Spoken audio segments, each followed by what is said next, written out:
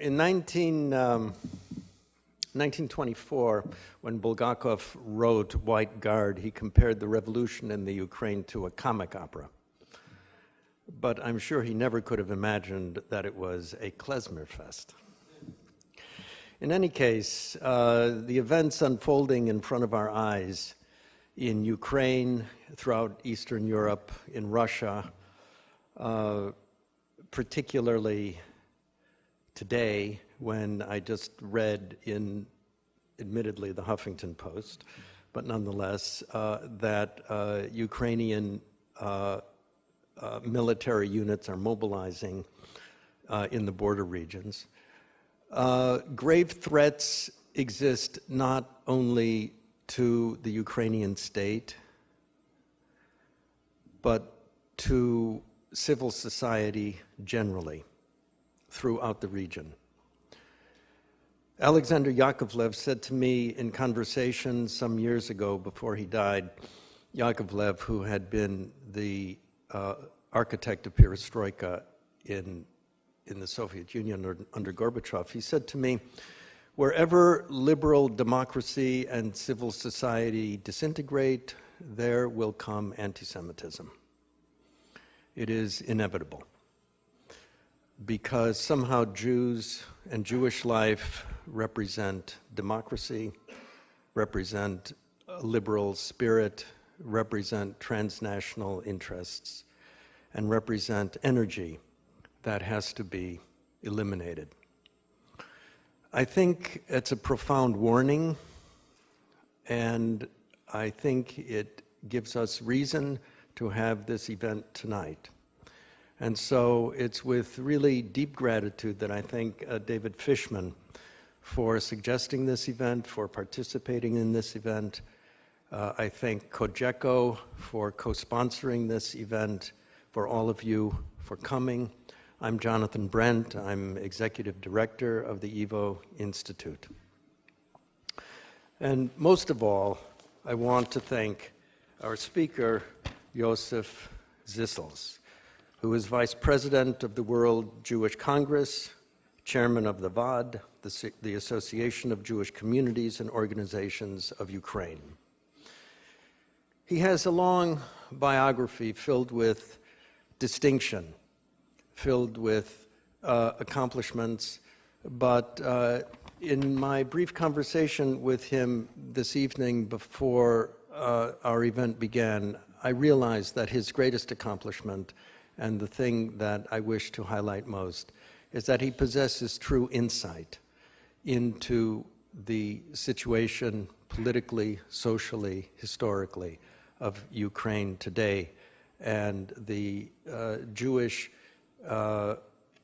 element in that rapidly changing, multicolored, multi-layered, impossibly complicated historical reality that it is. David Fishman, who is our moderator, is professor of Jewish history at the Jewish Theological Seminary. He serves as director of Project Judaica, a Jewish studies program based in Moscow, jointly sponsored by JTS and the Russian State University for the Humanities. He is author of numerous books and articles on the history and culture of East European Jewry, and perhaps his greatest distinction is that he is the informal scholar in residence at the YIVO Institute for the work that he is doing on his next book. Catherine Nepomniachtchi, who is with us this evening as translator, is the Ann Whitney Olin Professor and Chair of Slavic Department at Barnard College, Director of Graduate Studies in the Columbia University Slavic Department, former Director of the Harriman Institute, an old friend, and a wonderful scholar whose, I think, 2 books. I published them both. I had the pleasure of working with Kathy on both of them. So without further comment, David, Josef, and Kathy.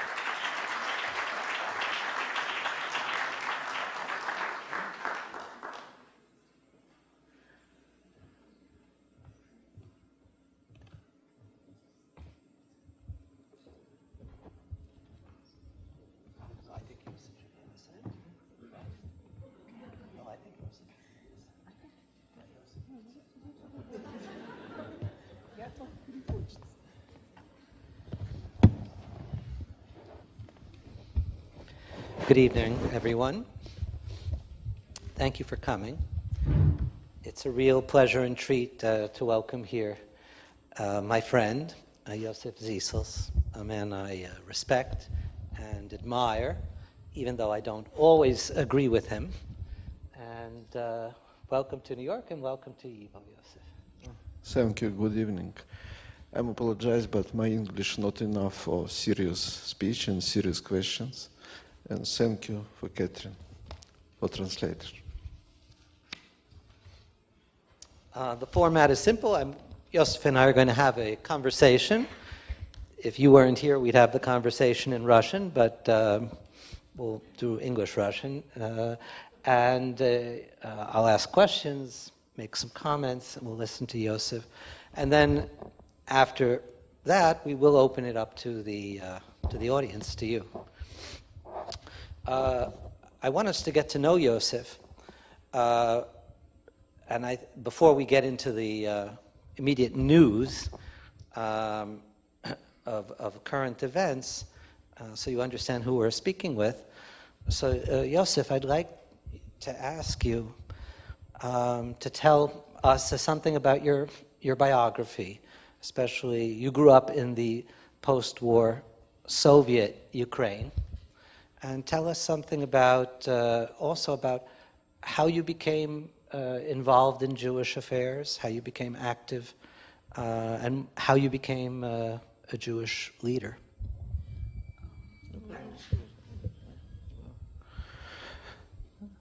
Прежде чем я начну отвечать на вопросы, я хотел бы сказать, что та точка зрения, которую я буду сегодня высказывать на события в Украине, те взгляды являются моими взглядами, и та должность, о которой сказал директор института, моя должность вице-президента Всемирного еврейского конгресса, к этим взглядам не имеет никакого отношения.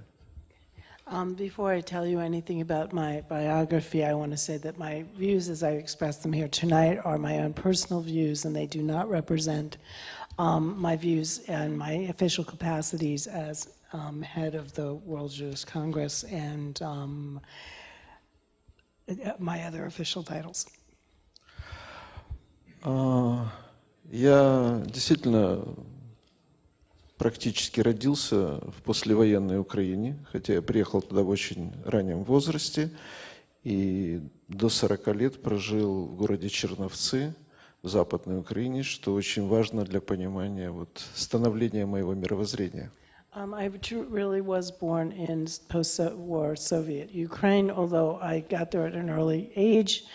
I lived in the town of Chernovtsi in western Ukraine, which is very important for understanding where I'm coming from.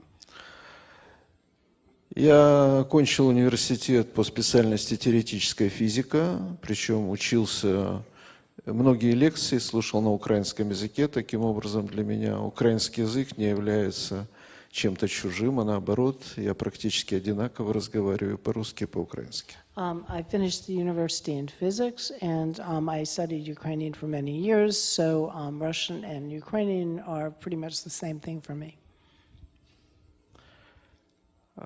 Черновцы – это очень еврейский город, поэтому у меня никогда не было проблем с еврейской идентичностью, но был широкий круг интересов в 70-е годы, когда меня в одинаковой мере интересовали и еврейские вопросы, и даже в большей степени вопросы общедемократические, диссидентские.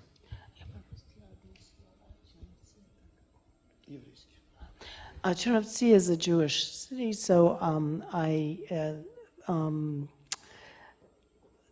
was very involved in that.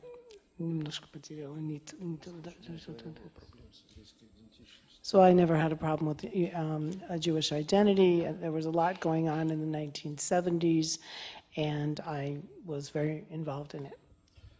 Я был близок, с одной стороны, к кругам отказников, которых было много в 70-е годы. До 40 тысяч отказников было в Советском Союзе к 80-му году.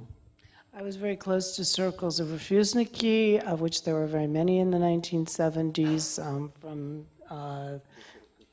about 40,000. С другой стороны, даже в большей степени меня привлекало диссидентское движение, проблема прав человека, помощь политзаключенным. More than anything, I was interested in the dissident movement, in human rights, and in the problem of political prisoners. Я 2 или 3 года занимался расследованием использования психиатрии в политических целях. For 2 or 3 years, I studied the problem of the use of psychiatry in the political tool in the USSR. И в 1978 году я был арестован и 3 года провел в колонии усиленного режима за эту деятельность. In 1978, I was arrested and spent 3 years in a colony, in a prison camp of medium security. Поскольку советской власти недостаточно было 3 года, чтобы меня исправить, то в 1984 году меня еще раз арестовали и еще на 3 года посадили. Since 3 years wasn't enough for the Soviet regime to correct me, I was arrested again in 1981 году. In 1984, and I spent another 3 years in prison. После освобождения в Черновцах мне пришлось провести год еще не без права выезда, и вот тогда я начал серьезно увлекаться, уже погружаться в еврейское движение, которое тогда только-только начиналось.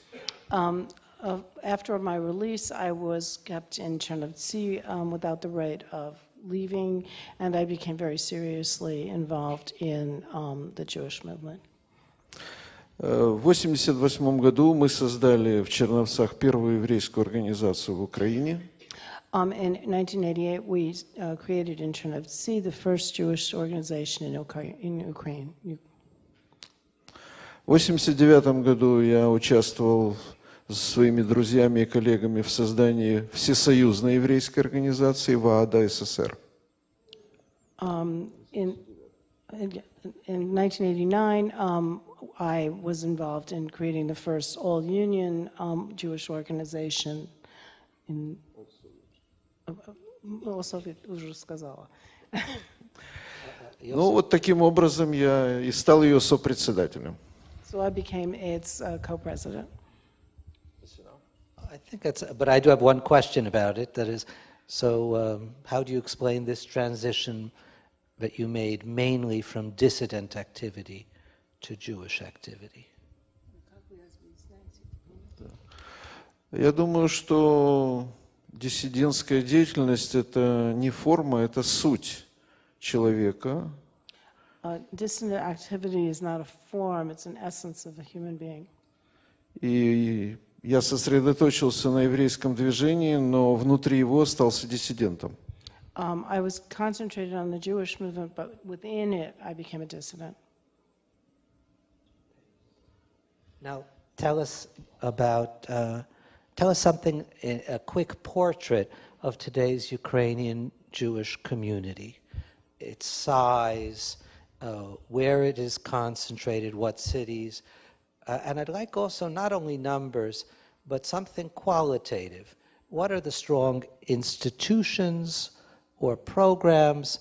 What are you proud of?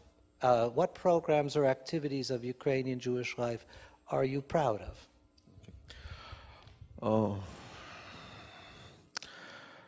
Сегодня еврейская община Украины с демографической точки зрения это примерно 20% от того количества, которое было 30 лет назад. Today, the Jewish community in Ukraine is probably 20% of what it was 30 years ago. Сегодня мы считаем, что в Украине проживает около 300 тысяч людей, которые могут получить израильское гражданство, если они этого захотят. We consider that there are about today in Ukraine 300,000 people who could be given Israeli citizenship if they wanted. В основном еврейское население сосредоточено в больших городах, и тот феномен штеттл практически исчез. В маленьких городах евреев становится все меньше и меньше. In general, the Jewish community is located in large cities. The shtetl no longer exists. There are very few Jews in small towns. Благодаря высокой активности еврейского населения в Украине существует около 600 еврейских организаций. Thanks to the activity of the Jewish community, there are close to 600 Jewish organizations in Ukraine today. В Украине функционирует около 70 синагог, There are about 70 synagogues in Ukraine, 40 дневных еврейских школ, 40 Jewish day schools, около 70 благотворительных центров. About 80 Jewish centers. И никаких ограничений в Украине для еврейской активности нет. Все, на что хватает энергии, выдумки и средств, все можно сделать. There are practically no limitations on Jewish activities in Ukraine today. It's possible to do everything that there is energy to do. Можно сказать, что она больше экстенсивная, чем интенсивная, эта еврейская жизнь, поскольку нет в ней глубины, может быть, необходимой, но она есть практически во всех городах. One could say that it is more extensive than intensive, this Jewish life, but it is in virtually all cities. And again, what are you especially proud of? If you met, I don't know, a donor, and you wanted to show off about the Ukrainian Jewish community, what would you point to? Да, я понимаю, что для американских евреев главный вопрос – это вопрос доноров. Да. I understand that for the American community, the most important question is dollars. No, but он не понял мой вопрос, мне кажется. Да, чем ты можешь гордиться? Я, Программы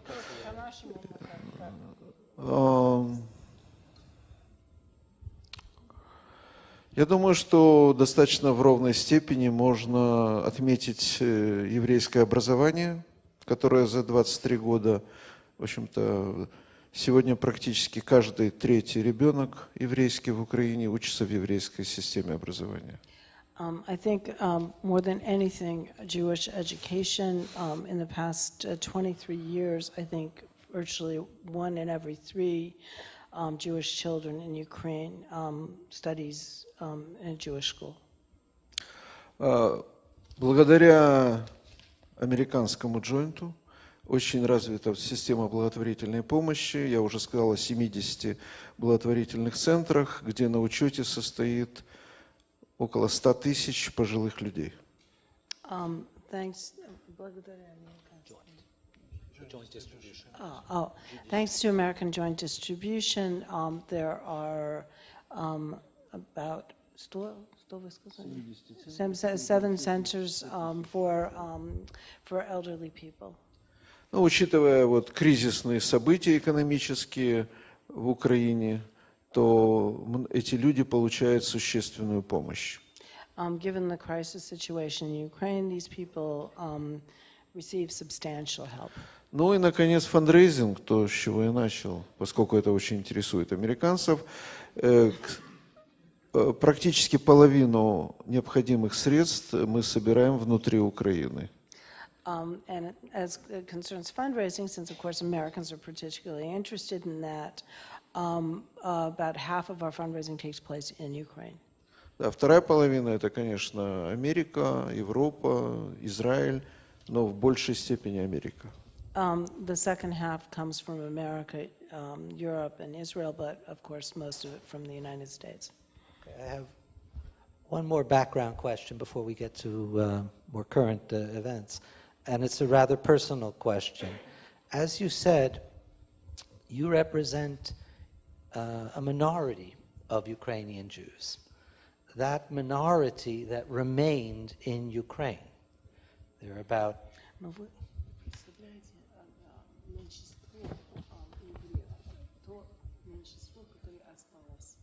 There are many more Ukrainian Jews in Israel today and in America today than there are in Ukraine. And so my question to you is that what does it mean for you to be a Ukrainian Jew? What is it's a personal question. What is your connection to the land, to the language and culture? Do you feel ambivalent? Do you feel distance? How do you feel as a Ukrainian Jew today?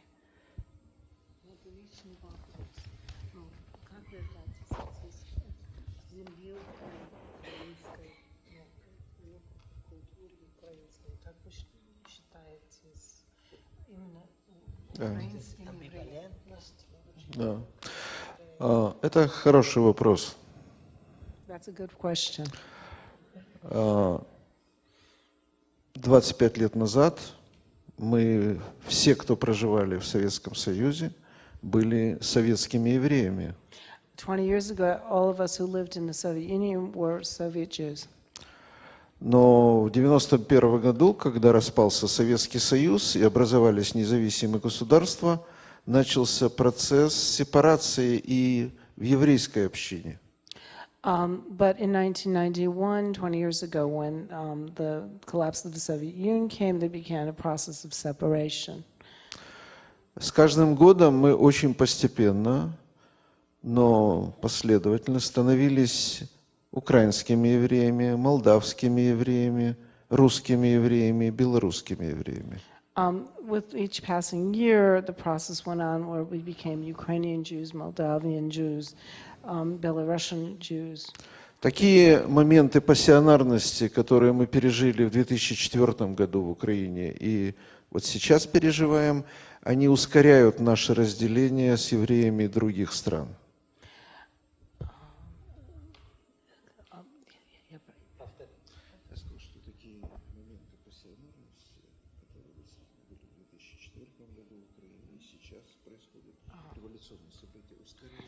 Okay.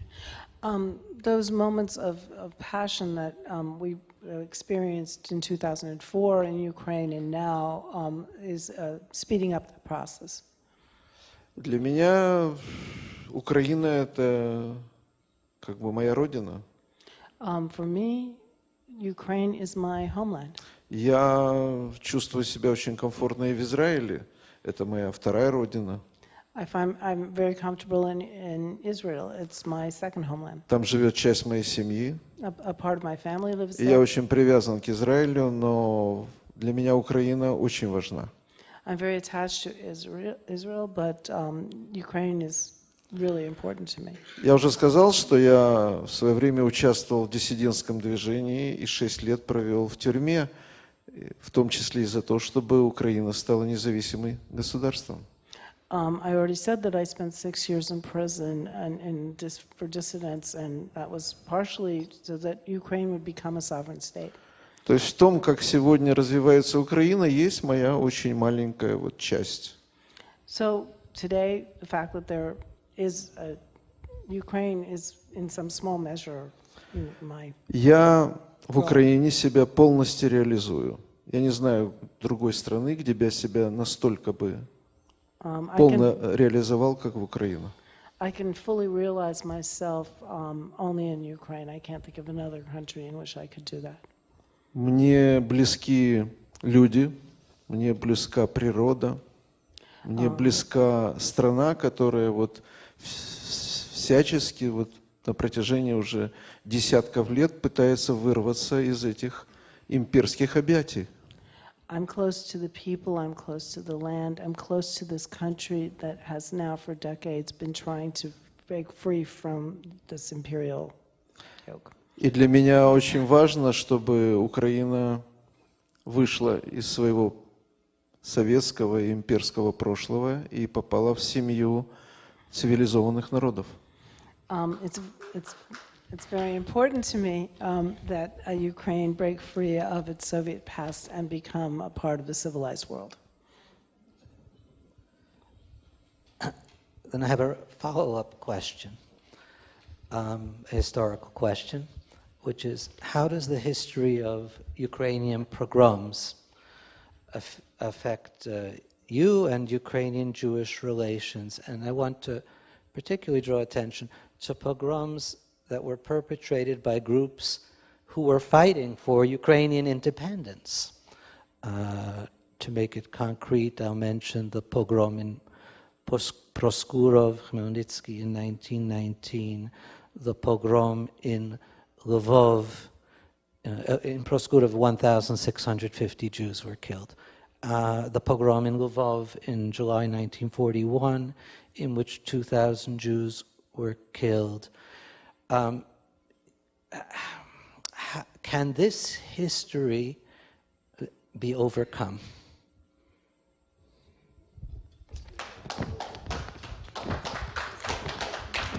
No, that was a question. It was not a statement. It was a question. Я готов сам перевести, чтобы вы поняли.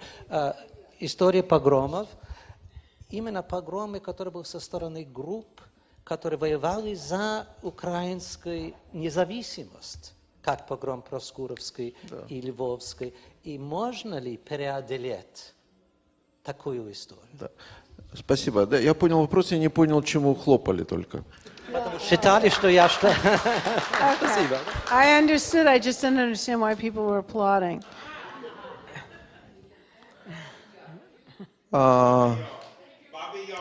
Okay.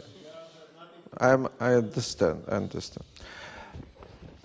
На протяжении 300 лет можно было вспомнить еще и Богдана Хмельницкого и восстание украинских крестьян против польских помещиков, которые также сопровождались погромами. In the course of 300 years, we could also talk about the Polish uprising, which was also Действительно, Bogdan Chmelnytsky's uprising, and also the Polish uprising that was accompanied by pogroms. Действительно, многие попытки украинцев в истории освободиться от колониальной зависимости приводили к проблемам и к трагедиям для евреев.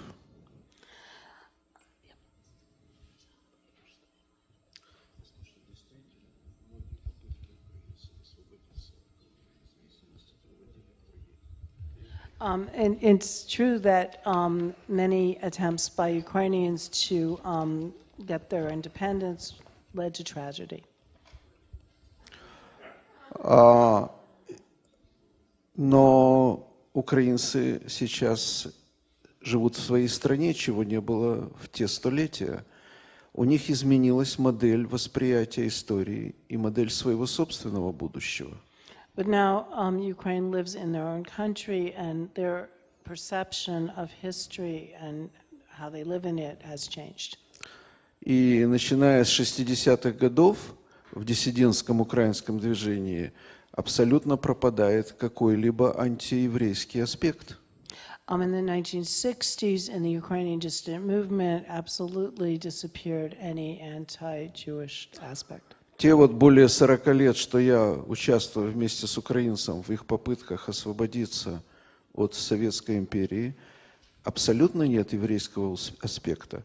И последние два ярких случая, 4-й год и последние события, только подтверждают это. In the 40 years that I worked with Ukrainians for independence, there was no anti-Jewish sentiment, and especially in 2004 and the current events. Это что, какая-то каинова печать на украинцах, что их, что бы они ни делали, их все равно надо считать антисемитами? What is it? Is there some kind of secret seal on Ukrainians that no matter what they do, we have to consider them anti-Semitic? Они точно так же хотят жить в своей стране, в свободной и независимой, как этого хотели евреи жить в Израиле. Почему мы не даем им такого права? They wanted to live in their own country just like Jews wanted to live in Israel. Why can't we give them that right? Все последние десятилетия, все попытки освобождения никак не были связаны с евреями. All of these last decades of attempts for independence were completely unlinked with Jews. Мы должны признаться самим себе, что наши стереотипы претерпевают ломку. We have to acknowledge to ourselves that our own stereotypes are breaking up. И последние десятилетия украинское движение за независимость не только не против евреев, а наоборот, солидарно с евреями. And the last decades, Ukrainian dissidence has not only been not against евреев, but has been in solidarity with them. Сегодня украинцы говорят, Израиль для нас пример, как в новое время, в новейшей истории можно стать независимым государством, экономически развитым и сильным в военном отношении. И мы хотим быть такими же, как Израиль. Today, Ukrainians will say that Israel is for us an example of how one can become a sovereign state, a military state, and have their own country. Что мы им скажем? Что вот Проскуровский погром, поэтому вы не имеете права быть независимой и свободной страной? So are we supposed to say there was Proskurovy pogrom, so you have no right to be a sovereign state? Любая революция связана с дестабилизацией власти, когда поднимается разная муть со дна, и происходят трагедии из-за того, что люди чувствуют безнаказанными себя в совершении преступлений. Any revolution brings the dredge to the slush. Thanks, Allah. The slush to the surface, and tragedy happens. And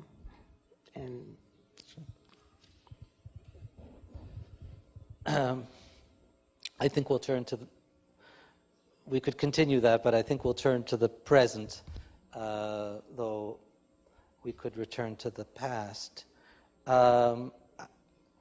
Perhaps to remind us, or I don't, you were the first Jewish leader to support the Maidan protests in Ukraine, and maybe for a while even the only Jewish leader in Ukraine to support the Maidan protests. Other Jewish leaders sat on the fence, made vague, ambiguous statements, or even said, this is not our fight, we should not be involved.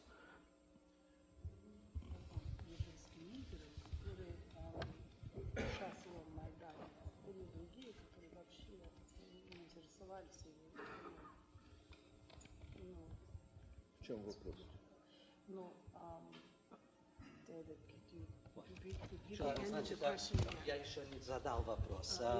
Я просто рисую ситуацию. Вы были единственным, как бы, начала, который занял такую позицию. Другие еврейские лидеры или были, вы сказали, очень темно, неясно, двусмысленно, или сказали четко, что это не наша борьба, это не наше дело. Now I'd like to ask the question, which is, not as a citizen, as a Jew, what was the Jewish interest in the success of Maidan?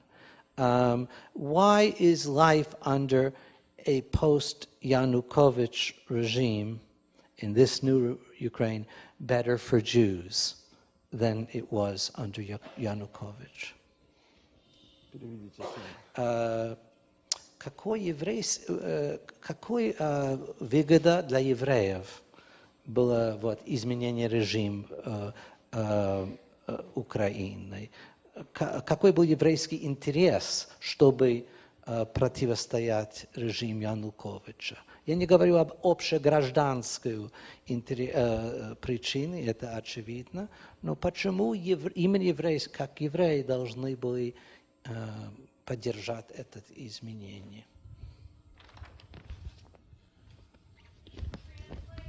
I just translated into Russian my own question, but, so I'll repeat it. What was the Jewish interest? Why should Jews have wanted this change in regime in Ukraine?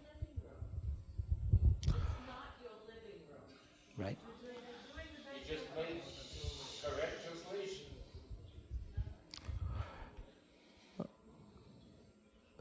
В чем еврейский интерес? У евреев есть много красивых фраз на разные случаи жизни. И есть такое выражение «тикун олам» – преобразование мира как цель, как задача евреев. Jews have many interests in the world. There is a Jewish expression, tikkun olam, to repair the world. как преобразование мира в лучшую сторону. To transform the world for the better. Тора нам постоянно говорит о справедливости, о поиске справедливости и о том, что мы несем миру какой-то урок, какое-то знание. И когда любое противостояние в стране, где ты живешь, каждый, не только еврей, но и евреи выбирают, где они находятся. We always talk about justice, and when there is a revolution in a country in which we live, then every Jew should support. Большинство, как правило, не участвует в этих событиях, не только евреев, но и украинцев, и русских. Большинство ждет, чем все это закончится. The majority, not only of Jews, but also of Ukrainians and Russians, don't take part in the events. Just wait to see what happens. Активное меньшинство всегда делится на две части: те, которые за, и те, которые против. The active minority always divides into two parts, those who are for and those who are against. В данном случае перед нами, в стране, где мы живем, которые не только я считаю своей, но и многие другие евреи считают своей страной, есть борьба не просто между преступным режимом Януковича и оппозицией. Это как раз не так важно. In the country where I live and many others like me, it's not just a question of a struggle between Yanukovych and opposition leaders. Важнее, что это борьба между прошлым и будущим Украины. It's a struggle between the past and the future of Ukraine. Между новой Украиной, молодой Украиной и Украиной советской. Between new Ukraine, young Ukraine, and Soviet Ukraine. Украиной рабской.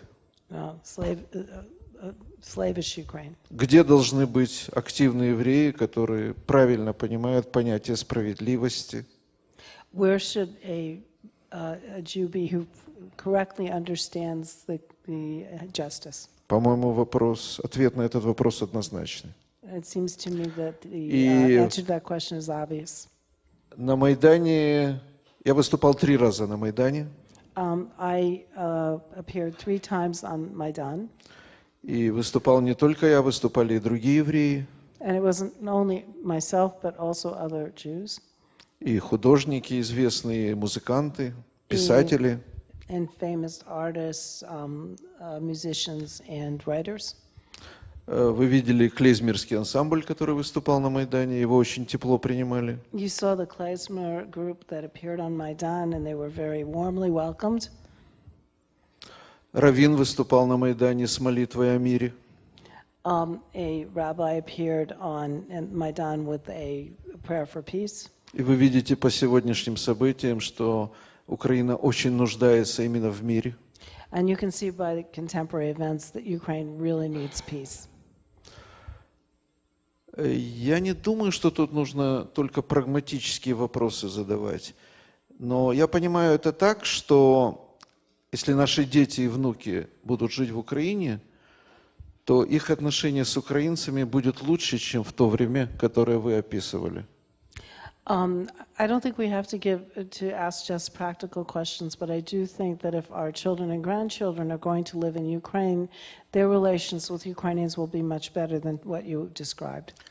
И украинцы сегодня относятся к еврейской общине, и не только к ней, и к крымско-татарской общине, как к своим самым близким союзникам. And the Ukrainians today relate not only to the Jewish community, but to the Crimean Tatar community, like their close alliances. Я думаю, что в еврейском аспекте они немножко преувеличивают, но мы их не будем в этом разубеждать. I think that the Jewish aspect is a little bit exaggerated, but we won't talk about that. So let's talk about this new Ukraine that we now have. We have a Ukrainian government that is very mixed. On the one hand, it's led by a liberal, pro-Western party. It has a Jewish deputy prime minister, Vladimir, but it also has 3 ministers from the Svoboda party, which has a history of anti-Semitism. Is this government the new Ukraine that you hoped and prayed for?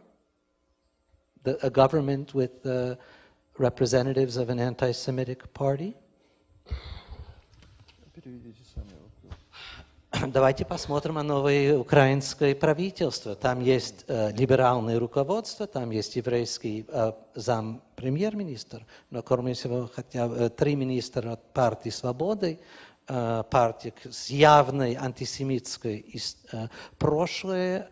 И неужели это так в Украине, которой вы мечтали, правительство, которое есть антисемитской партии? Я не знаю, что такое с точки зрения экспертной антисемитская партия. В политологии нет такого определения.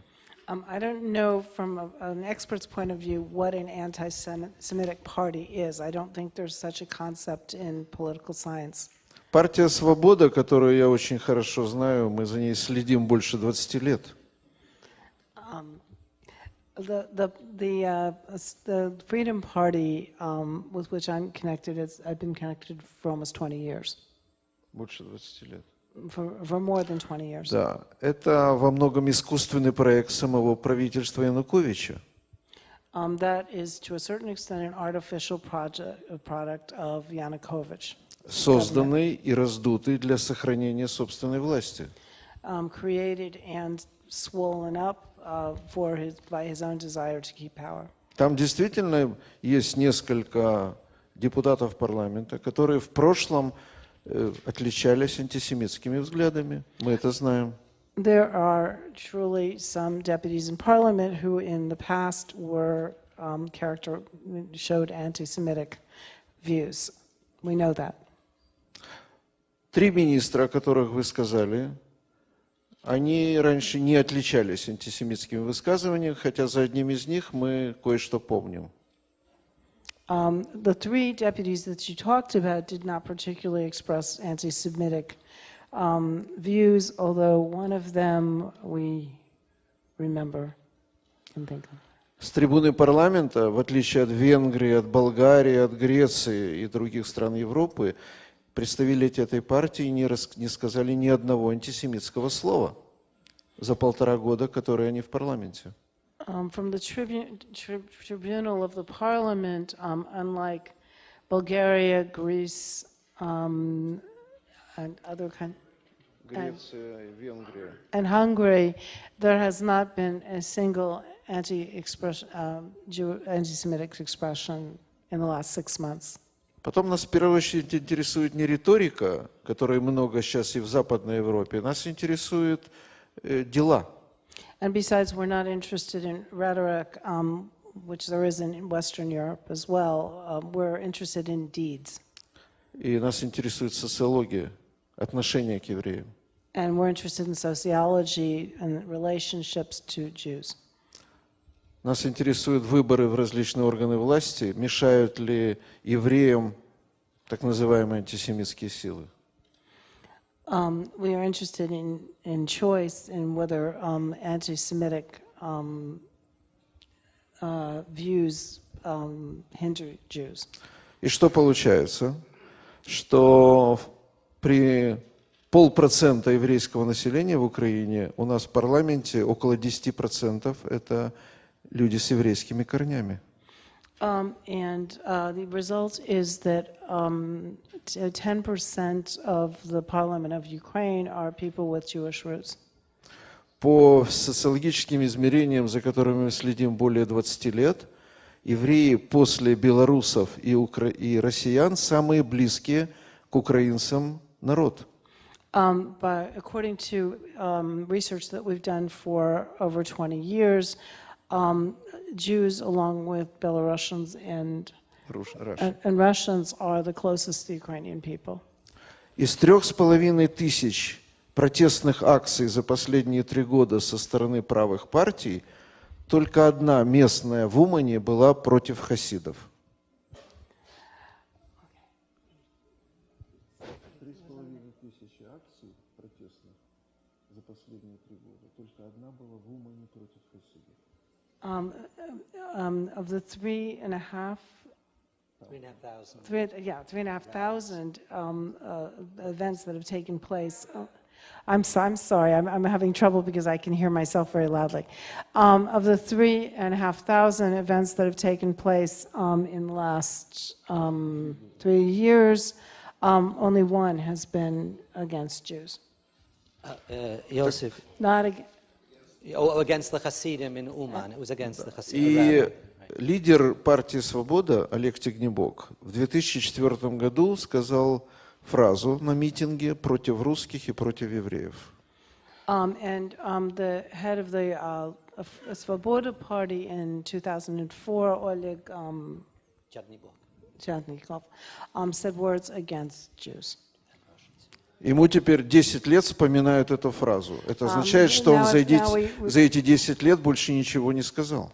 We remember those words for 10 years as if he hadn't said anything else for 10 years. Меня в конце концов, нет, подожди, Давид. Okay. Меня в конце концов не интересует, меня в конце концов и многих евреев не интересует, что антисемиты говорят своим женам в спальне или на кухне.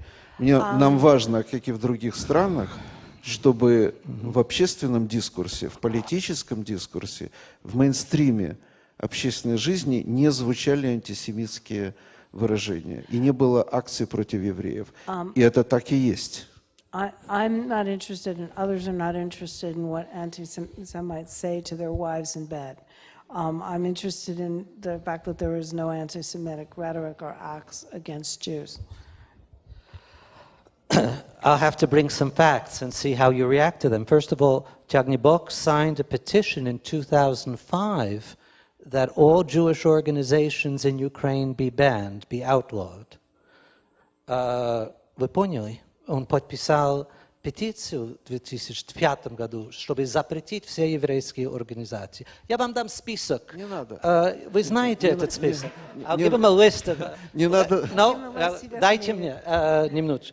In 2008, the Lviv organization of Svoboda said, we want to remind the Žid community and all Jewish organizations that archival documents prove that a significant role in the Golodomor, in the destruction of the Ukrainian people, was played by party, Soviet, and NKVD persons of the Židovsky nationality. The Žids should repent before the Ukrainian people for their participation in the genocide of the Ukrainian people in the years of Soviet totalitarian rule.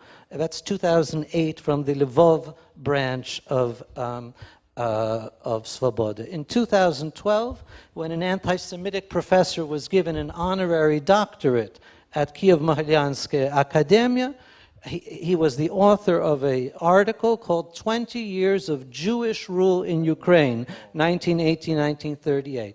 I will now finally read to you the words of your own analyst, Alexander Likhachov, who I respect greatly, Vyacheslav Likhachov, who wrote in his article back in October, anti-Semitism occupies a prominent place in the ideology and propaganda of Svoboda. The anti-Semitic stereotypes can be found in statements by the party chairman, the vice chairman, members of parliament, heads of regional organizations, also in statements issued by their press service. Anti-Semitic propaganda has a, this is Vyacheslav Likhachov, the final sentence, has a constant and systemic character in Svoboda, even though it does not predominate. Это просто общий вывод Лихачева, написано в начале ноября. Я хорошо знаю работы Лихачева. Вот они. I know about Likhachov. Вот наш отчет за прошлый год. Я занимаюсь 25 лет организацией мониторинга и анализа антисемитизма по всему бывшему Советскому Союзу. Here's our report for last year. I have been involved for 20 years in studying anti-Semitism in Ukraine and Eurasia. За прошлый год здесь описаны все 13 случаев, которые произошли в Украине. For last year, there was all of 13 cases that took place in Ukraine. В Германии 1300. In Germany, 1,300. Во Франции 560. In France, 560. Мы с украинцами, с этой богатой историей, не всегда светлой, можем стоять друг против друга со списками обвинений. Еще 100 лет, еще 200 лет. И это бесперспективный путь. We can stand face to face with the Ukrainians with our rich history, and we can trade accusations, but that is not the way. That is not a good way to go. Я же сказал, что перед нами две Украины: Украина будущего и Украина прошлого. Before us, there are two Ukraines: Ukraine of the past and the Ukraine of the future. И евреи тоже, евреи будущего и евреи прошлого. And there are Jews, also Jews of the past and Jews of the future. Мы строим вместе эту страну, где наши дети будут чувствовать себя нормально. Или мы все время смотрим назад и вспоминаем, кто кому что плохого сделал. We're building a country where our children can live with enough to eat and well, and we look to the past. Каждый выбирает сам. Я выбрал ту Украину и тех евреев, которые смотрят в будущее. Но не все обязаны действовать так, как я. Я вижу, что есть евреи, которые больше смотрят в прошлое. I made my choice. I chose the Ukraine of the future. Others can choose to look at the past. One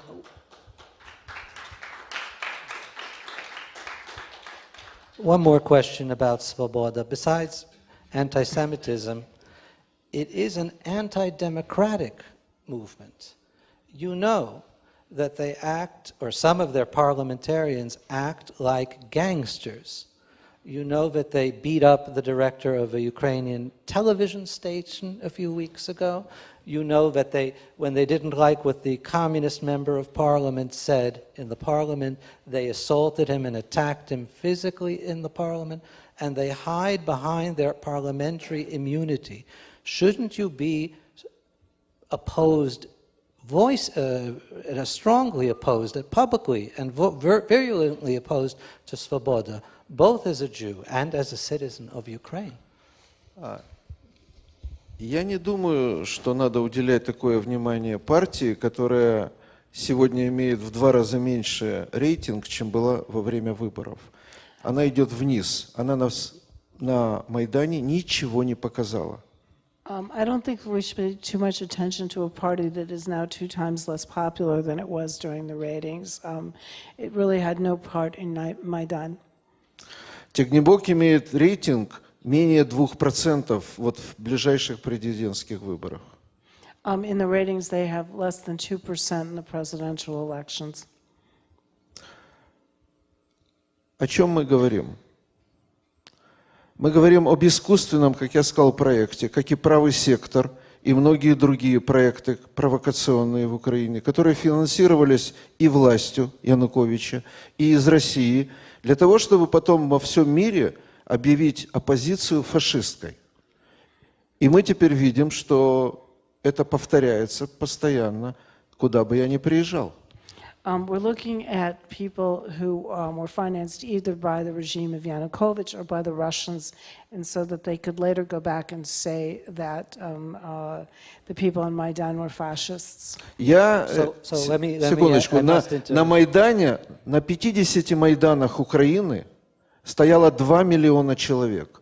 Еще миллионы им помогали одеждой, обувью, лекарствами, дровами и так далее. Это миллионы людей.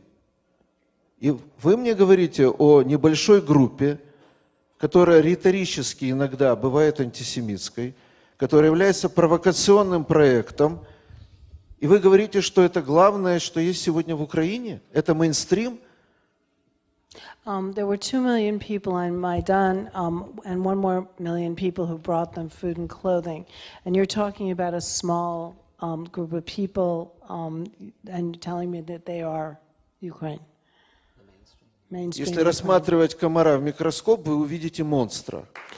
If you look at a mosquito under a microscope, you'll see a monster. Ну, I only have one отодвиньтесь, question. Yeah, отодвиньтесь от Joseph, микроскопа why- и посмотрите, что вокруг огромный мир, где So этот комар my last question не имеет on значения. this question.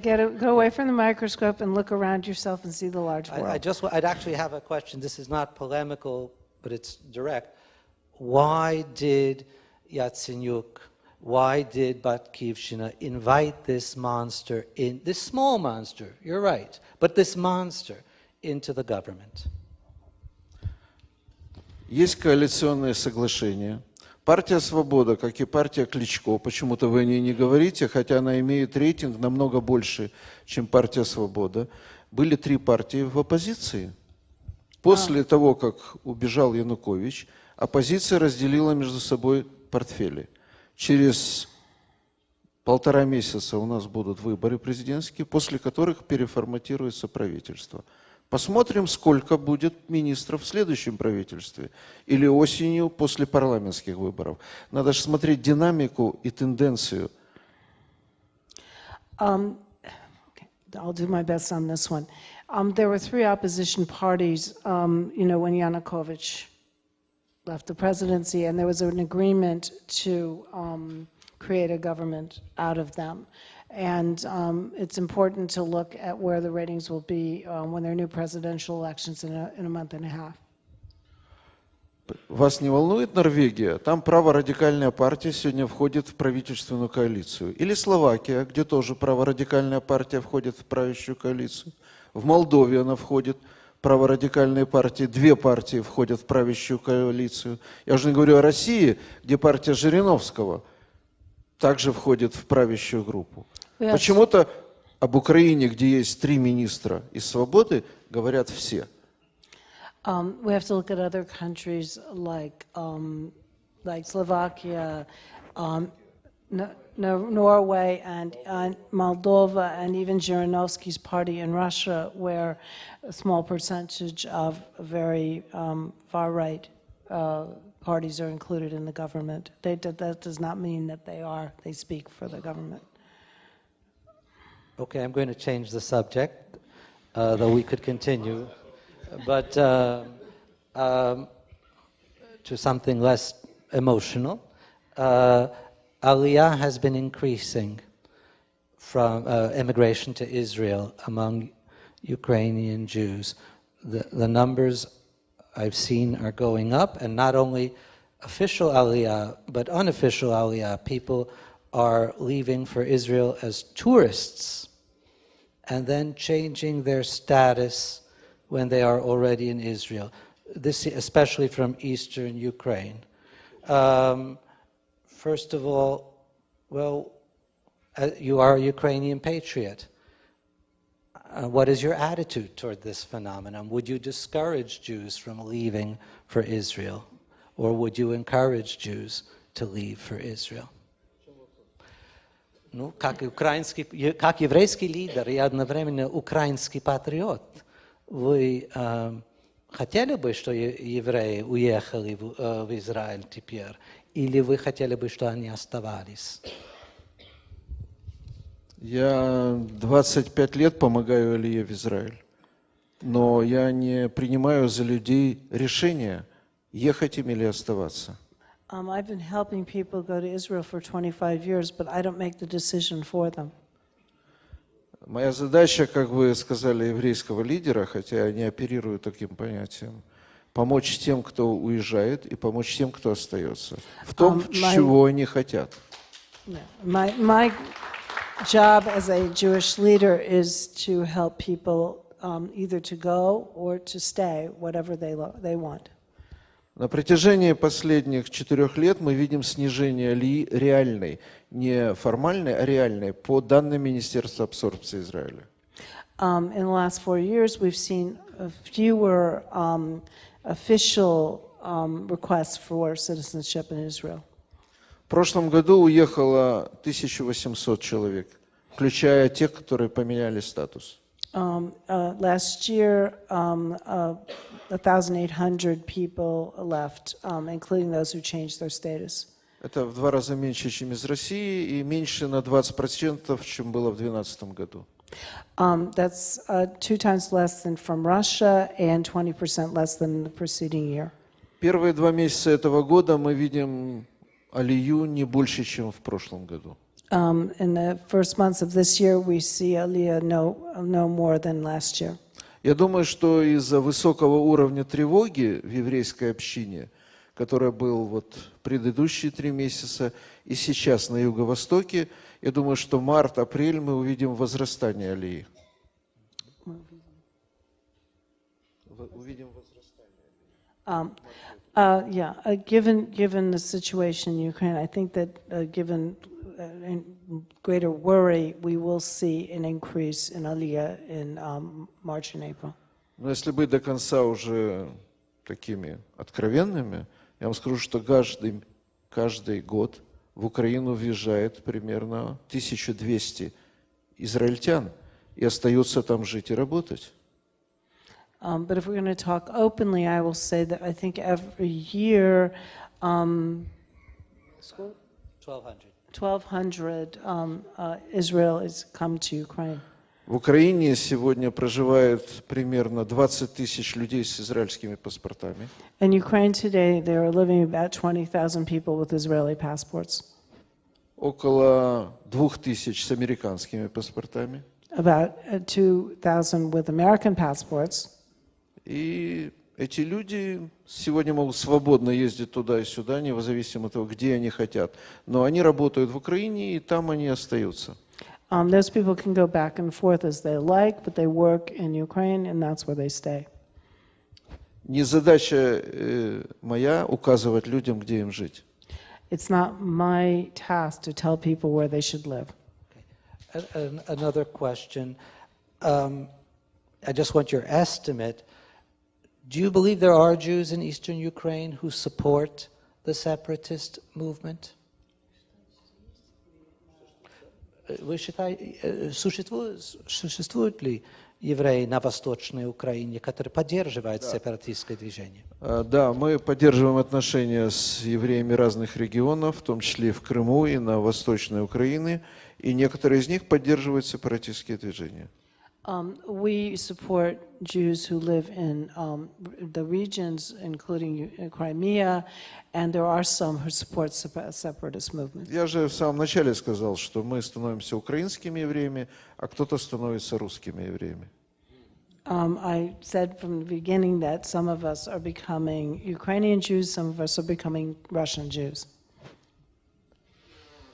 Do you have a guess at the proportion of Jews in the East that support joining the Russian Federation?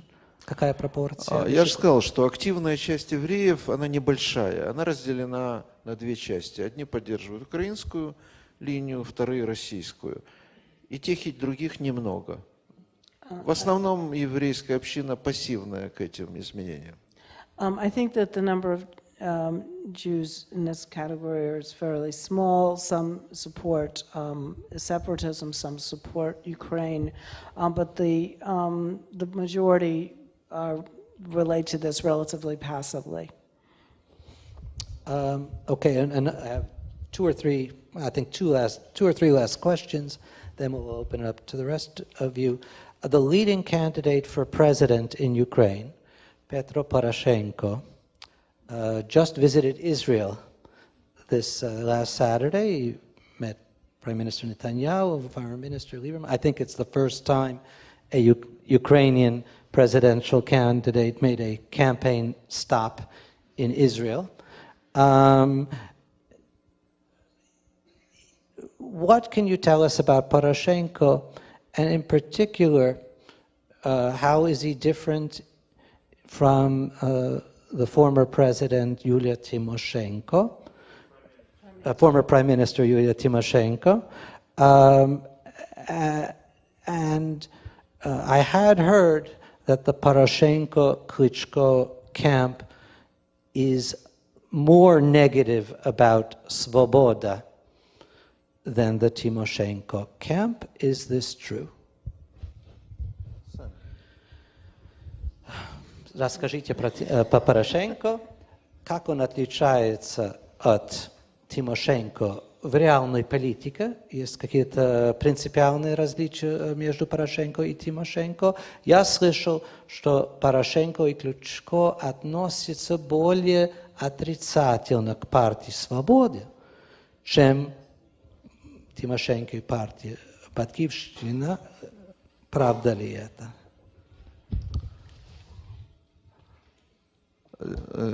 Порошенко не первый кандидат в президенты, который побывал в Израиле. В свое время и Тимошенко была, и в свое время и Ющенко был перед выборами в Израиле.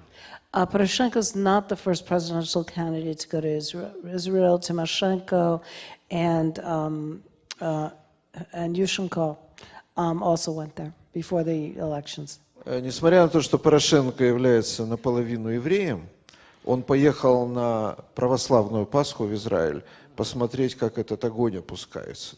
And despite the fact that Poroshenko is half Jewish, he went on Russian Orthodox Easter to look at. У нас вообще среди 23 кандидатов в президенты, по-моему, половина имеет еврейские корни. Of the 20 candidates for president, I think at least half of them have Jewish roots.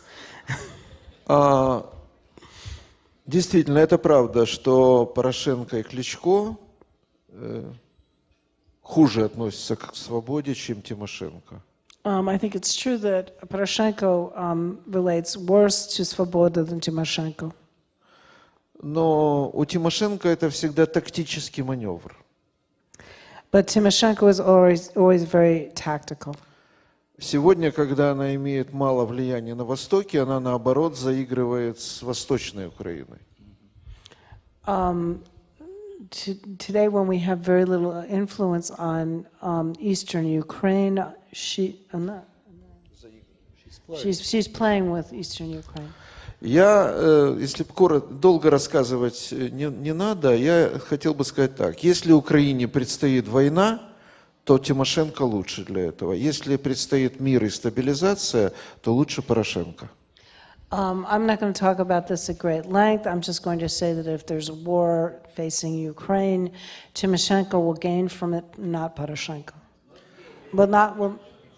Timoshenko is better for war, and Poroshenko is better for peace and Oh, stability. okay. Sorry about that.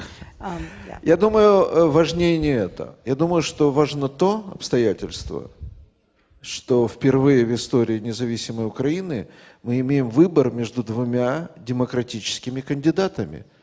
Первый раз у нас такое в истории. I think the most important thing is for the first time in Ukrainian history, we really have a choice between two democratic candidates. И я надеюсь, что вот те времена, когда был выбор между демократическим и недемократическим кандидатом, уже ушли в прошлое. I hope that the time when the choice was between a Democrat and an undemocratic candidate has passed into the past. Now for this week's news. This week, an American journalist named Simon Ostrovsky was abducted by pro-Russian separatists in Slovyansk. Ostrovsky has American and Israeli citizenship.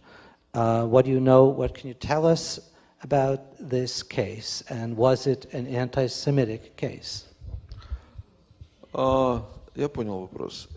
Я не думаю, что важен аспект его еврейского происхождения, этого журналиста.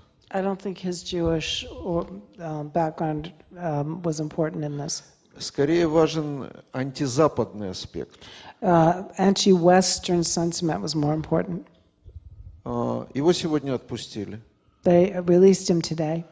И я в числе других, и посольства, и других лидеров еврейских занимался вопросами его освобождения.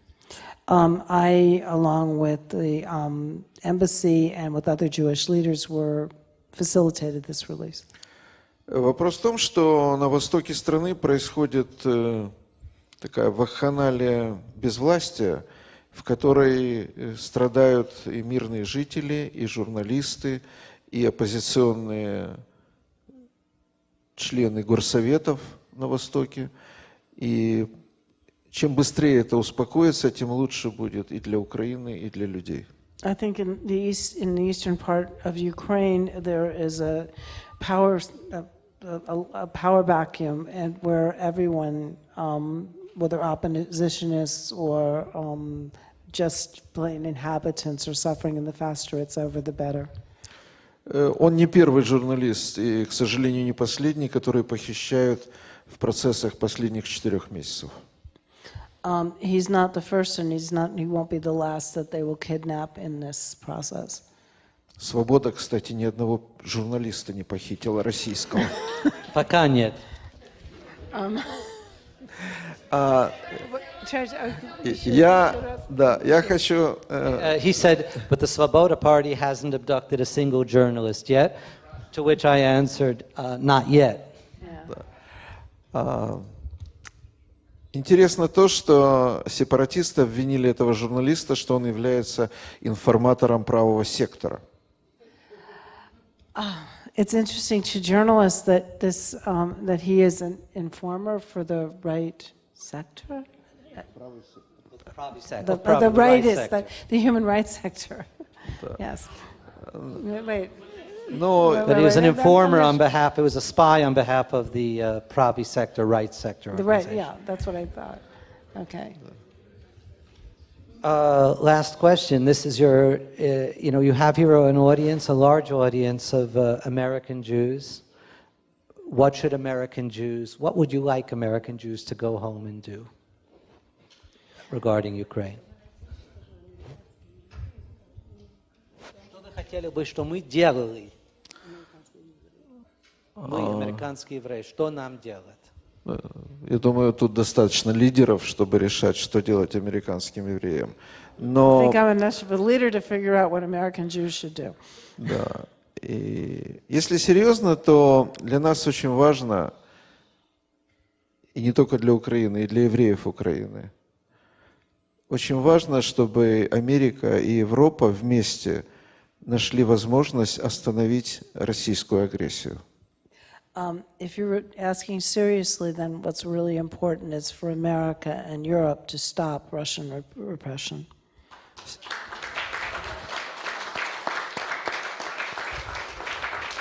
Все остальные проблемы, которые есть внутри Украины, в том числе и межнациональные, экономические, мы решим сами. All other problems in Ukraine, whether among ethnicities or economic, will solve ourselves. И проблему свободы партии тоже решим. And we'll resolve the problem of the Svoboda party as well. Можете спать спокойно. And you can sleep on that. You can sleep peacefully on that.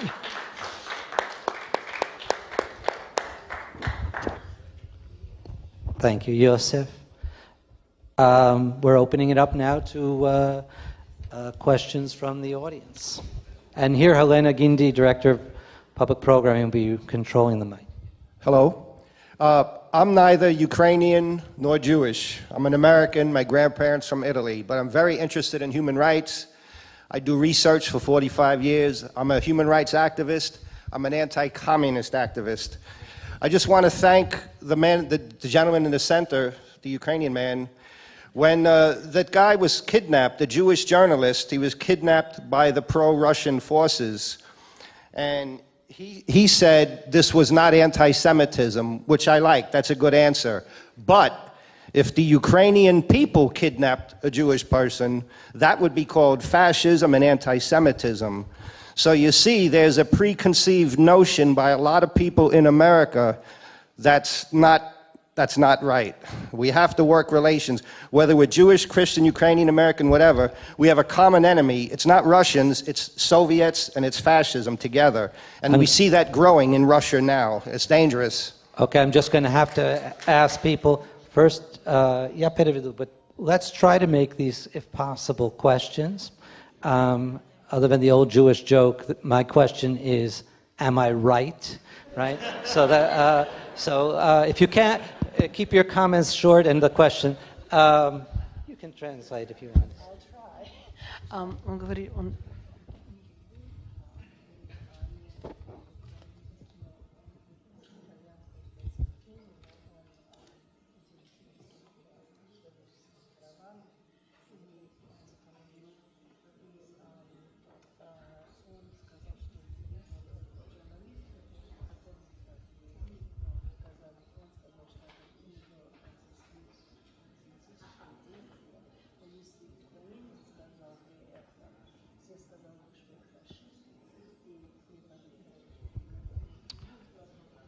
Okay, since that was a comment, вы хотите, не был вопрос, просто его отклик. We'll take hopefully a question. Джозеф, спасибо большое, что вы пришли и рассказали. Благодарю вас. Хотел задать вопрос по поводу Донбасса и голосования облсовета о поддержке сепаратистов, которое, по-моему, было 90% облсовета проголосовало за поддержку и не ввод войск, которые подчинены Киеву. Вы могли бы прокомментировать про это? Yes. So the question... Какой облсовет? Донецкий. Сегодня на новостях прочитал. Вы слышали об этом? Сейчас, одну секунду, я переведу. Today in the news there was a news about Donetsk, I guess, regional government voting to support the separatist movement and not to allow Kiev government to send in troops, and it was overwhelmingly for separatists in Slavyansk. So I just wanted to hear the comment. Thank you. Я не думаю, что можно серьезно обсуждать такого рода референдумы. I don't think we can seriously judge that type of reference. В Украине по закону о референдумах есть только право всей Украины проводить референдум по таким вопросам, как отделение или неотделение. In Ukraine, by Ukrainian law, such a referendum can only be held if it is held in all Ukraine. Можно проводить локальные опросы, но в условиях практически гражданской войны как можно обеспечить легитимность такого опроса? You can decide local questions, but a question about all Ukraine can't be done. Например, в Крыму, где под дулами автоматов проходил референдум, российских автоматов проходил референдум, реальное количество людей, которое пришло, не 83%, как заявили сепаратисты, а по данным крымским татар, которые вели параллельный мониторинг, только 34% пришли проголосовать. И когда столько оружия и столько беззакония, как можно проводить референдумы? For instance, the referendum on Crimea, there were not 80% of people who voted as it was advertised, as it was said, but the Crimean Tatars were altogether 34% of the vote.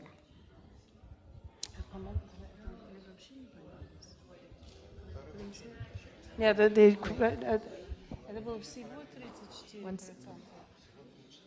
it was 34% altogether. The Crimean Tatars did not participate.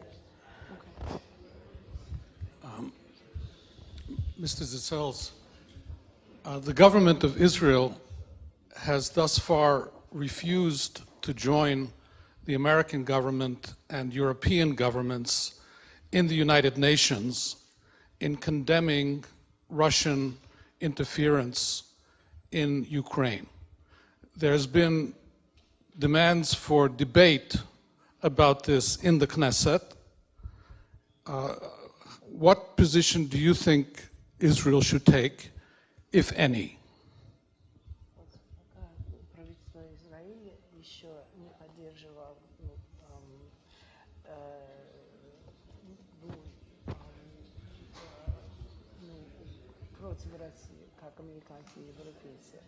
Были уже дебаты в Кнессете об этом. Что вы думаете по этому поводу? Нет, дебатов в Кнессете по этому поводу не было, и слава Богу. There were no debates in the Knesset about that, and thank God. Израилю повезло, что была забастовка Министерства иностранных дел, и они вообще не принимали участие в голосовании в Организации Объединенных Наций.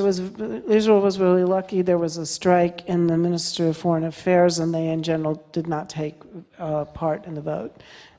Теперь они могут сказать русским, что они хотели проголосовать, как хотят русские, а украинцам сказать, что они хотят, проголосовали бы, как хотят украинцы. Now they can tell the Russians that they would have voted for the Russians, and the Ukrainians that they would have voted for the Ukrainians.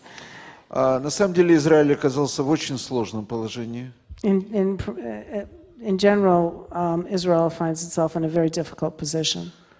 Последние 6 лет с Украиной у Израиля идеальные отношения. For the last 6 years, there have been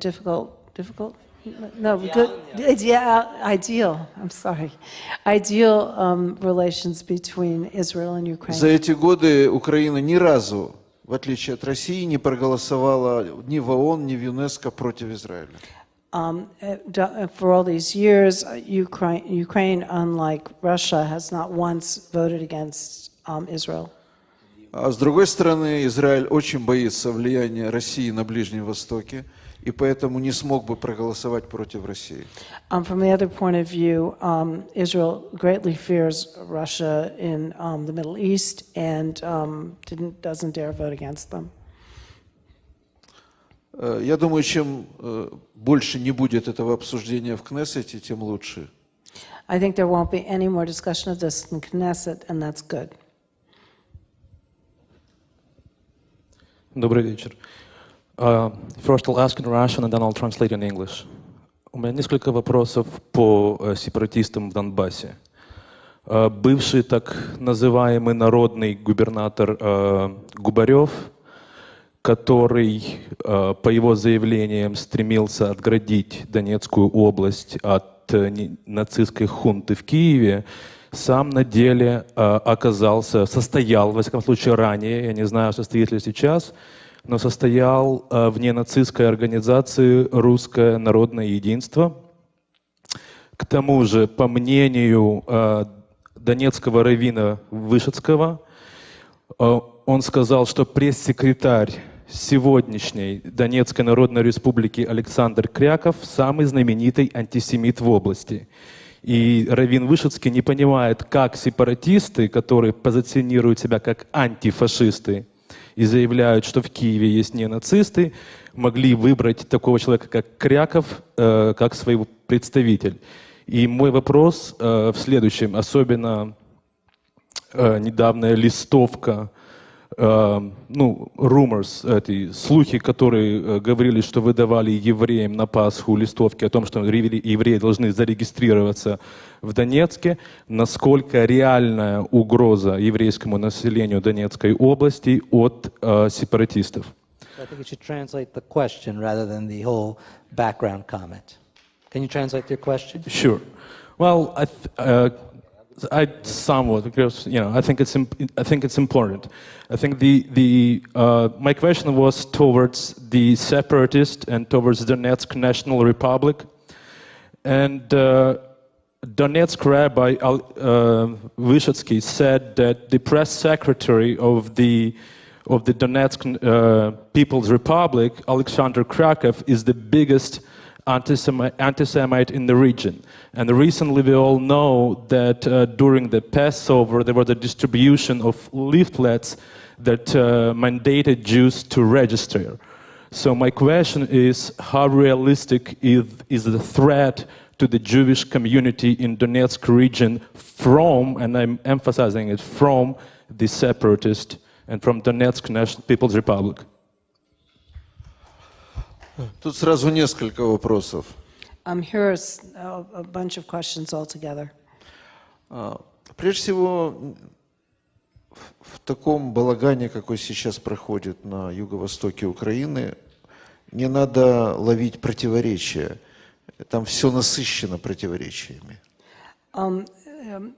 First of all, in the balagan, the puppet show that's going on in southeastern Ukraine, Все насыщено противоречиями. Everything is full of contradictions. И это не единственное противоречие, на которое вы указали. It's not only the contradiction that you pointed to. Это как в этой русской поговорке «держи вора». Когда вор сам бежит и кричит «держи вора». Для того, что, я же говорил уже, что есть модель вот, пропаганды и провокации, что есть вот такой Янукович и есть фашисты. И для того, чтобы эту модель превратить в реальность, нужно найти реальных фашистов в Украине. There's a model of binaries, fascist versus Yanukovych, or liberals против, либерали против Нужно найти реальных фашистов. fascists. Например, вот в Крыму уже сколько? 1,5 месяца 40 тысяч русских солдат ищут хоть одного фашиста, и до сих пор ни одного не нашли. For instance, in Crimea, in the last month and a half, there are 40,000 Russian soldiers looking for fascists. Having found a single fascist. Ukrainian fascist. Fascist, yes. Россия, которая якобы также против фашизма, привезла на референдум в Крыму в качестве наблюдателей 40 представителей неонацистских партий из Европы. Они уже все идентифицированы, и уже есть их фотографии и фамилии. Russia, on the other hand, which is supposedly against fascism, brought to observe the elections 40 representatives of neo-Nazi parties from Europe. 40 different. Okay, I think we'll take 47. 2 more questions, and I'm sure Josef will stay, but the hour is getting late, so let's take 2 more questions. Where's Helena? She's I'm got up here. the mic. One Okay. second. I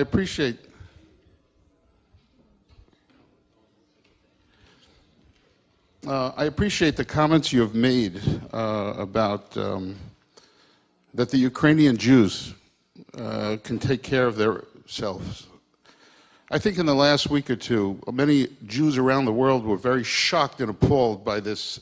Could be phony, could be fake issues that the Eastern Ukrainians were forcing on Jews about paying $50 per person and registering and so on and so forth. The question from Jews around the world is, what can Jews do if the things get worse in Ukraine? We're sitting around the world at the edges of our seats and a replay of what happened in Europe pre-World War II. So the question that I'm asking as a Jew, and Jews around the world, it doesn't matter where they are, what can Jews do if the tide turns and things and anti-Semitism becomes more serious? And the second question I'm asking, and this is a little bit different, is what are Jewish businessmen doing in Ukraine for the Jewish communities? I'm sure that you're familiar with who they are, and they're very important and powerful businessmen, but I'd like a comment from you on the 2 issues. But the first one is, what can Jews do in America, in Europe, around the world, if anti-Semitism increases? And it's very important because that's really, I think, what everybody's concerned about.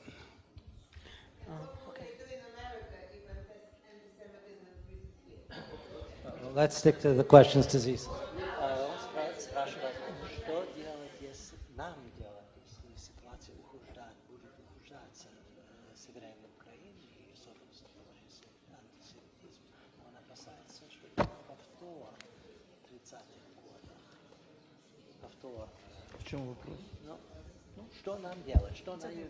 Что американские евреи могут делать, и мировые евреи смогут делать. Я уже пытался ответить на вопрос, что делать американским евреям. Я вижу, что и президент американский, наконец, и сенаторы, и Конгресс все-таки пытаются что-то делать. Я повторю, нужно остановить российскую агрессию. Тогда никакого ухудшения евреям в Украине, как и всей Украины, не будет, а будет, наоборот, стабилизация. I hear I'm being asked again, what can American Jews do? I see that the American president, the American Senate are trying to do something, and I say again, they need to stop Russian aggression. And if the situation stabilizes, things will not get worse for Jews in Ukraine. В конце концов, у евреев всегда есть возможность уехать в Израиль. In the final analysis, a Jew can always leave for Israel. Меня больше интересует, что делать крымским татарам. Им некуда уехать. I'm more interested in what will happen to the Crimean Tatars. They have no place to go. Второй вопрос какой? Второй вопрос, что еврейские бизнесмены Поддерживать еврейскую жизнь. Да, я уже сказал, что еврейские бизнесмены обеспечивают как минимум половину бюджета еврейской общины. I've already said that Jewish businessmen in Ukraine support more than half the budget of the the Jewish community. Конечно, лучше, чтобы они весь обеспечивали. Of course, it would be better if they did all of it. Опять же, остановите Россию, и они будут все обеспечивать. But again, they can't. Stop Russia first. They have to stop Russia first, right? Okay, we have two more. Okay. Как вы думаете, если Путин будет продолжать агрессию, сможет ли Украина сохранить свои территории? И второй вопрос, более общий. Вообще, ваше мнение, сможет ли Украина продолжать эти реформы, которые сейчас начались? Каковы перспективы? Какое ваше личное мнение? Как это все будет? Это никто не может знать, но как вы думаете? Переведи сам на английский. Okay. So, if Putin continues with his aggression, do you think Ukraine will be able to retain its territories in the east? And the second question, more general, what is your own opinion as to whether Ukraine will be able to continue on its present way of reforms? Nobody knows. God and Putin only know what is going to happen. But what does Zissels think about it? Я не думаю, что задачей руководства России является оккупация всей Украины. Может быть, это и случится. Я думаю, все же скорее нет. I don't think it's the ambition of Russia to occupy all of Ukraine. Maybe, but I don't think so. Но если Россия захочет, конечно, она оккупирует всю Украину. Или ее часть. But if Russia wants to, then of course it will occupy all of Ukraine, or at least a part. Для России важнее контролировать Украину, чтобы она не двигалась ни в Европу, ни тем более в НАТО. Of course, it's more important for Russia to control Ukraine so that it doesn't move toward Europe or even more so to NATO. Если вот таким уровнем нестабильности России удается это контролировать, и больше ей тогда не надо. If this level of instability allows Russia to control that, then nothing more is needed. Если этого недостаточно будет, они сделают больше. If it's not enough, they'll do more. Вопрос именно в этом балансе ощущения России. Украина уже никуда не идет, или она все еще рвется на Запад? What's most important is the balance, Russia's sense of whether Ukraine will not go someplace or whether they will. И я думаю, Россия многим готова пожертвовать, чтобы не пустить Украину. And I think that Russia is willing to sacrifice a lot so in order not to let Ukraine go. Я не думаю, что сегодня Запад вместе с Америкой готовы пожертвовать даже 10-й частью того, чем готова пожертвовать Россия. And I don't think that the West is ready to sacrifice at this time 1/10 of what Russia is willing to sacrifice. Что касается реформ, если удастся остановить агрессию России, то да, те реформы, которые приняты были сейчас, они будут проведены. Может быть, и не идеально, но они будут проведены. As far as reforms are concerned, if Russia is stopped now, those reforms will go forward. Perhaps not ideally, but they'll go forward. Впервые за 23 года правительство в очень сложных условиях приняло пакет антикризисных реформаторских законов. For the first time in 23 years, the government took, even in a state of crisis, reform measures. Если вы знаете историю последних лет Болгарии и Румынии, то вы знаете, что даже там не удается провести последовательно реформы. Украина не хуже, чем те страны, которые уже находятся в Европе.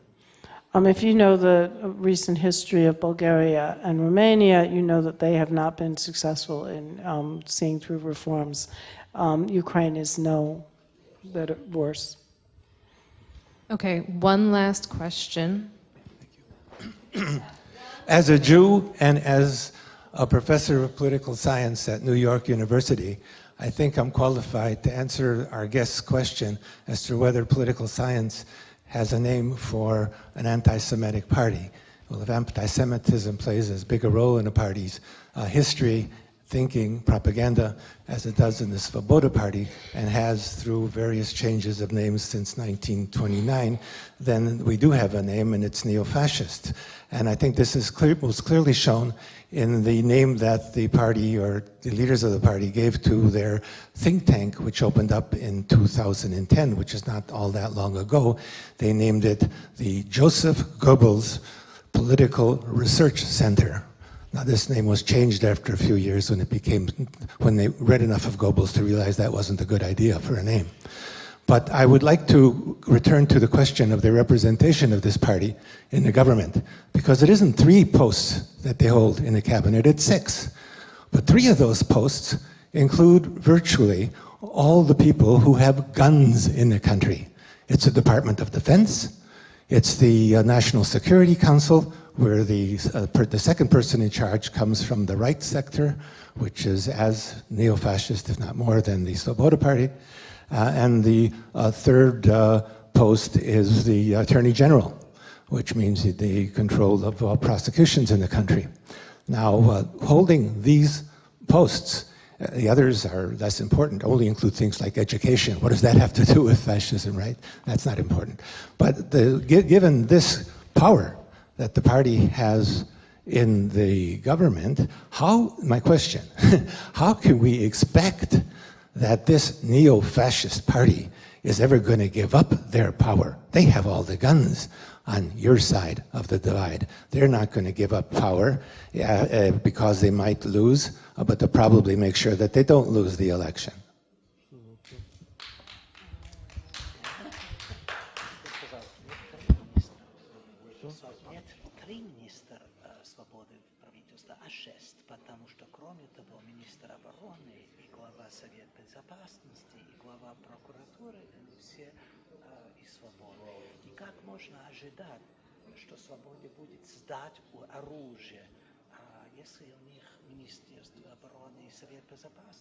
Они неофашисты, он сказал, и неофашисты никогда не сдадут оружие. Почему вопрос? Ну, это не вопрос. Как можно ожидать, что такая неофашистская организация, как Svoboda, которая будет просто мирно смириться с итогами новых выборов? Вот это был вопрос. Я не совсем понял вопрос. I didn't completely understand the question. В конце концов, я думаю, это вопрос уже не фактов, а просто веры. I think in final analysis, it's not a question of facts, but of belief. Фашизм, неофашизм – это миф в Украине. Fascism, neo-fascism is a myth of Ukraine. Нет этого в Украине. There is no such thing in Ukraine. Это есть... В каждой стране есть неприятные явления, которые можно назвать такими словами, в том числе и в Америке. In every country, there's something that you can call that, even in America. Я не вижу никакой перспективы этим группам в Украине. I don't see any future for this group in Ukraine. Неважно, у них 3 министра или, как вы говорите, 6, кстати, министр обороны уже из другой партии, уже новый. But it doesn't matter whether the Minister of Defense is from one party or from another. Я вас уверяю, что если осенью будут парламентские выборы, то вы увидите, насколько меньше они получат голосов. Люди разочаровались в партии «Свобода». I assure you that you will see, if they hold elections in the fall, that they will receive a very low result. People have become disillusioned with them. The Svoboda party. Еще раз повторю, никакой перспективы у этих партий в Украине нету. I repeat one more time, there is no future for that party in Ukraine. Все основные партии, все основные лидеры не имеют никакого отношения к этим группам. All other parties, all other leaders have no relationship to that group. Мы уже по разным социологическим измерениям видим, что экстремистский потенциал Украины не превышает 1,5–2%. Extremists in Ukraine are no more than 1.5%. Это немного даже для такой нестабильной страны, как Украина. That's not much, even for such an unstable country as Ukraine. This was not the question. The question was that 3 members of the party, which is called now Neo-Nazis, and the whole membership is 3 members hold all the guns, все оружие, которое есть в стране, контролируется 3 министрами, я не знаю должности. Оно контролируется ими, и оно будет ими использовано, потому что они управляют этими отделами. Понятно. Это большое преувеличение. Еще раз говорю, министр обороны сейчас не принадлежит к партии «Свобода». Это первое. That's a big exaggeration. The Minister of Defense at this moment does not belong to the Министр Svoboda внутренних party. дел, у которого 300 тысяч внутренних войск, не принадлежит партии «Свобода», Аваков. Он принадлежит партии «Батькивщина». The Minister of the Interior also does not belong to the Svoboda party. He belongs. Председатель службы без... I'm sorry, I thought I said that. Руководитель службы безопасности Украины, представитель партии «Батькивщины». Это еще одна силовая структура. Еще раз говорю, это мифы. Нельзя просто так говорить, не проверяя реальных оснований. The Ministry of Security also does not belong to Svoboda. This is all a myth. Что касается оружия на руках, его действительно очень много. What do you mean? What is weapons in hand? There really are a lot of them. И армейское оружие контролируется, а то, которое находится в руках у различных парамилитарных образований, оно не контролируется. Я говорю, что не то оружие страшное, что у армии находится, а то, которое роздано было в последние дни Майдана и которое находится на руках у гражданских лиц, оно не контролируется. The problem is not the weapons that are held by the military, but the ones that are in civilian hands, they're not being controlled. Правительство занимается разоружением таких формирований на западе страны, но не может этого сделать на востоке, где оно не контролирует ситуацию, а большинство оружия на востоке страны. The government is trying to control the situation, especially on the east of the country. West of the country. They're doing it well in the west of the country, but they're having great difficulty doing it in the east of the country, where there's the Russian interference. So if I wanted to come today to visit Ukraine as a Jew, my grandfather came from the Crimea, what kind of Jewish life would I find in Crimea? How would I be treated as a Jew? What would I... I'm sorry, but I think we're going to cut it off at this point. Josef is here. He's not running away, and people can come up to him and ask him questions individually. But I know we wish Josef, and in the person of Josef, all the Jews in Ukraine and all the people in Ukraine, peace and stability. Thank you very, very much.